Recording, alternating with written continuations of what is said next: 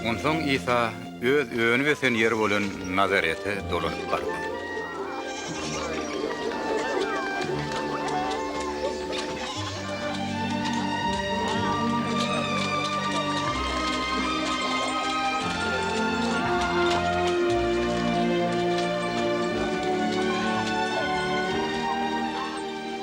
Paron. Salam.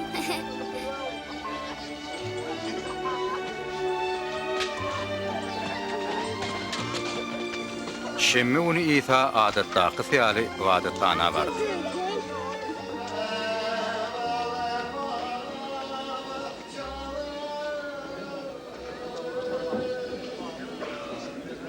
Oňa Isa-y Peýgamberiň kitabyny okap berdiler.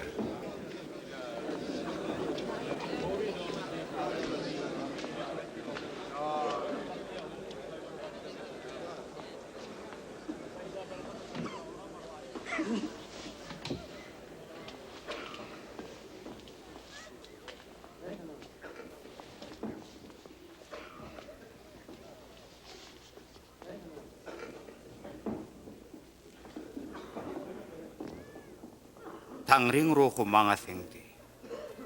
Çoň çynyma maňa gedaýlary hormat etmäge, ýesirliň adatlygy çykjagyny, we körlüň gözleriniň açyljagyny, emme evlenleri adatlygy ilan etmegi, olary Hudaýyň halas etse günniň gelini habar bermäge maňa pata berdi.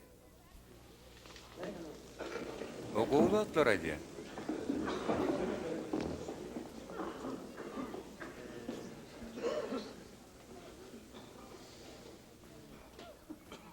Şu ýazylanlar men okap durgan berjaý boldy.